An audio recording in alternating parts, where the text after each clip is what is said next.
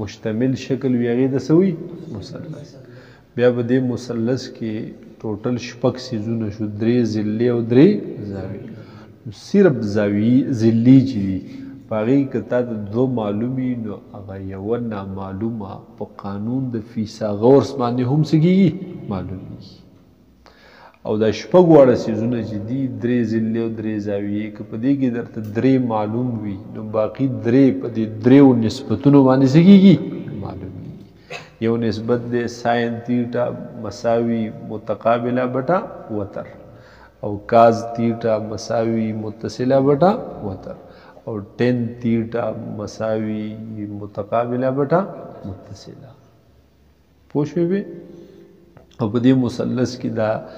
3 زاویې چې کوي په دې سطحي مثلث کې دا به 3 واړه د 180 برابر وي. 100 برابر به وي 180. وشوه. سطحی مثلث کے تینوں زاویوں کا مجموعہ 180 درجات ہوتا ہے. اس سے کم و بیش نہیں ہو سکتا. یو بل چیز دے مماس. څه شی مماس. ٹھیک ده. دا مماس چې یو شی د بل چیز سره ټچ شي په یوې نقطې سره په جز لا یتجزا سره. یو شی د بل شي سره ټچ شي فقط یو جزء ټچ شي. نه پوهېږي. لکه مثال په طور دا بالون هم د کوري خو څه نه څه فرق پکې وي که نه په دې باندې داسې یو خط په دې باندې تللی شي. پوه شوې به نو هغه به د دې د یو جز سره به لګي. که اوس د ډېرو سره لګېدو نو دا بیا صحیح کوره ده نه.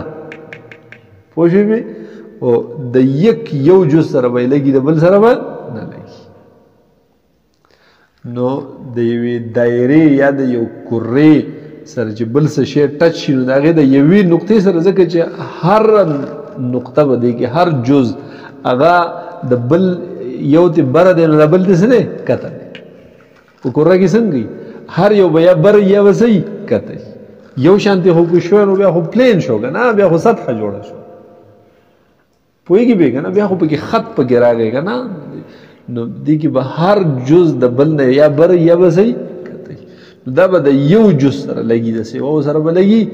نه. دې ته ویلی کېږي نو دغې ټچ ته وایي مماس. مماس پوهېږي په دې باندې.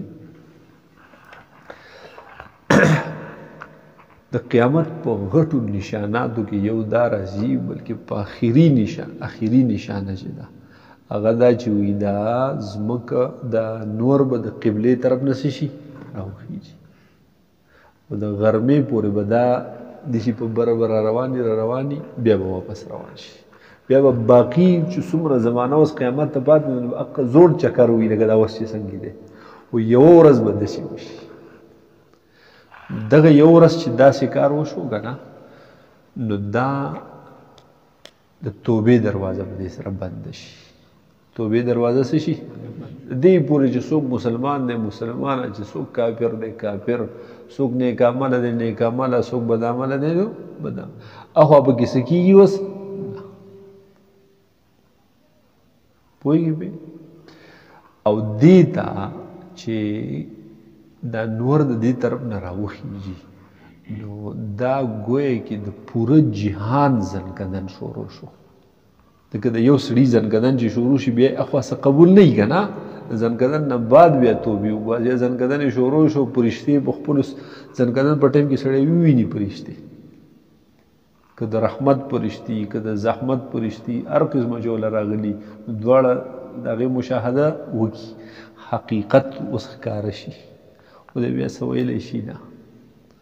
ژبه یې د دنې طرف نه الله راکاږي دنې نه پې حمله وشي د مرګ. نو په دغه ټایم کې که دی څه بېهوده خبره وکړي یا سمه خبره وکړي خو څه قبلیږي بیا نه چې ځنکدن شروع شو. پوه شوې نو د نور د قبلې طرف نه راختل دا د ټولې دنیا ځنکدن دی د ټول جهان ځنکدن شروع شو. او بیا راځي چې 120 کال بعد باندې د بیا قیامت 120 سال به بیا د دنیا د شي ایله او په دغه زمانه کې به اوس په مسلمانان مري بیا مرضونه به په دې راځي مختلف قسم او اولاد به د دوی نه کېږي شڼ به شي مسلمانان د کافرانو به ډېر شی کېږي مسلمانانو به نه کېږي او په دې باندې به ډېرې ناکاره بیماریانې راځي او پات کېږي او په مخ نو چې اخیری مسلمان نه کله سا وخت بس دقسې د هغه سا وتل او د قیامت قایمېدل دا یو شی دی پوه شوې اوس دا نور چې د دې قبلې طرف نه راخېږي په دې کې دوی یو ساینسي زموږ ایمان خو په دقې قرآن او په حدیث دی چې الله تعالی الله رسول صلی الله علیه وسلم داسې ویلي دقه شانتې به کېږي پوه شوې او په هغې سره به د توبې دروازه بندېږي ښه قطعي یقیني خبره ده پوه شوې دوی هغه یو ساینسي وجه ورته ذکر کړې ده چې داسې ممکن دي چې داسې وشي پوه شوې او هغه یې داسې ورکړې ده چې دا ځمکه چې ده دا داسې د انور د مشرق نه مغرب طرف باندې حرکت کوي که نه په حقیقت کې دی د مشرق نه مغرب طرف ته نه کوي حرکت خو دا ځمکه د مغرب نه تر مشرقه حرکت داسې روانه ده نو چې دا داسې ځي نو موږ ته هغه انور داسې ښکاري لکه ته چې په ریل کې ناست یې او روان یې نو هغه هر څه په بره ښکاري چې دا روان دي که نه چې یو 5-6 ګنټې اوږد سفر پکې کې چې 4-5 ګنټې دې وشي نو ته به بیا وایې چې زه چېرته په کوټه کې په یو ځای ناست یم او دا هر څه په بر روان دي پوه شو یا په ګاډي کې چې ځې ته تصور وکړه تیز ګاډی روان دی چې ته وایې چې زه په ځای ناست یم ځای باندې یم نو بیا به راته بار څومره څیزونه چې دي دا به راته په بره ښکاري حالانکې ته په کته روان یې پوهېږې پرې دا ځمکه د مغرب نه داسې د مشرق په طرف باندې حرکت کوي نو هغه نور موږ ته داسې ښکاري نور حالانکې موږ داسې روان یو پوه شوې پرې نو موږ په دې ځای باندې یو نور دلته نو چې داسې شو نور راته پر ورو رانږدې کېږي که نه نو چې داسې شو بیخي سر له راغی نو چې داسې شو اوس دې ځای ته راغلو نو نور غروب نور هلته په یو ځای دی خو ته پسې څنګه شوې ته داسې لاړې نو وایي چې دا ځمکه داسې روانه ده نو یو بل ستوری دی یا سیاره ده چې هر یو څیز دی دا په ډیر سپیډ سره ځمکې طرف ته را روان دی نو که د دې سره وجنګېدو خو لکه څه به بیا نه وي بیخي هر څه به تخت و تارات شوي د سکندونو په حساب باندې دا ځمکه به د دړې وړې تلي په دې کائنات کې وایي هغه په داسې لار را روان دی چې به د دې ځمکې سره لګي خو د دې په خوا به تېرېږي پوهېږې پرې دا داسې روانه ده هغه داسې را روان دی پوه شوې پرې خو هغه دومره په سپیډ سره را روان دی چې یو وخت به دې ځمکې خواله را ورسي نو د هغه سپیډ دومره تیز دی چې دا ځمکه داسې روانه ده نو چې هغه ولې داسې خواله راشي دا به هم د ځان سره داسې دغه کړي نه پوهېږې په موټر سایکل باندې داسې روان او ټرک تیز داسې لاړ شي سړی سم بوجیا خو یې ورته ونه کړم ٹھیک ده نو هغه داسې را روان دی ځمکه داسې روانه ده نو هغه دوره په سپیډ کې دی دوره غټ ستوری دی او دوره په سپیډ کې را روان دی چې د دې ځمکې دا حرکت به ځان سره بدل کړي داسې نو چې بیا دې تېر وځي نو بیا به ځمکه باید خپل ترتیب باندې روانه شي پوه شوې پرې هغه نیمه ورځ چې ده نو دا به د ځمکې هغه حرکت به دې ډسټرب کړي هغه به ګډوډ کړي تاسو نه پوهېږئ پوه شوې په دې باندې چې بل دا داسې ځي نو د هغې سره به دا داسې دې تېر شي او بیا خپل ځای له به واپس لاړ شي ها خدای خبر چې چېرته روان دی خو لکه را روان دی زموږ طرف ته ٹھیک دی چې خدای پاک دا دنیا پیدا کړې هغه را روان دی خو دومره لوی کائنات دی پرون ته وایې که نه او دومره لوی کائنات دی چې په هغې کې ختمېدلو څه سر خدای ته شته خو خدای ته معلوم دی چې څومره کائنات دی الله ته علم دی نو دوی دا پیشګویي ورکوي چې داسې یو ستوری دی چې دې طرف ته را روان دی او په داسې ترتیب را روان دی چې لږي به ورسره نه خو په خوا به یې تېرېږي د هغې په خوا تېرېدل امر د ځمکې د حرکت په الټه کې دي ځان سره ته اوس د دې پیشنګویي ورکړې 14 کاله مخکې حضور صلی الله علیه وسلم فرمایلي چې یو ورځ به داسې راځي که الله او د الله رسول صلی الله علیه وسلم خو په حقایقو بنا خبره کوي که نه چې رښتیا دا دي حقیقت دا دی دوی چې څومره هغه خپل ریسرچ کوي او تحقیقات کوي نو په رو باندې بعضې څیزونه داسې چې وي دا د اسلام سره متصادم دی نو وایي متصادم نو زموږ دا صحیح دی او ستاسو د اسلام دا نقطه نظر غلط دی غلطه نه ستا د تحقیق لا په مینس کې دی ته لا حد ته رسېدلی نه یې ستا تحقیق لا مکمل شوی چې ستا کله تحقیق مکمل شي نو اسلام د حقیقت بنا خبره کړې ده بیا به خپل باندې ومني پوهېږي پې نو اصل د مماس خبره مې نه کوله ټیک ده دا مثال په طور یو کره ده د دې سره یو څیز داسې په یوې نقطې سره ټچ شو دغې نقطې ته څه ویلی کېږي مماس دې ته څه شی ویلی کېږي مماس ایسا خط جسے کتنا ہی بڑھایا جائے مگر دائرے کے صرف ایک نقطے کو چھو کر گزرے دای د سوي مماس وشوا یو بل سیزون ویلی وختي علم المثلث الكروي مثلث کروي پاغي کې دا درې واړه زاویه دا یو سطحي مثلث دی هغه ساقونه پکې خطوط مستقیمه خو په دې کې قوسونه په دې کې صحیح قوس لیندې ته وایي که نه چې هغه کوک شوی غونده کې چې په دې کې قوسونه او دا قوسونه به ته د یوې دایرې نه راخلي د یوې دایرې نه اگر مثلث دا میزایل چې ولي دا ټول لکه مثال د دې ځای نه میزایل ولي په یو بل علاقه پې ولي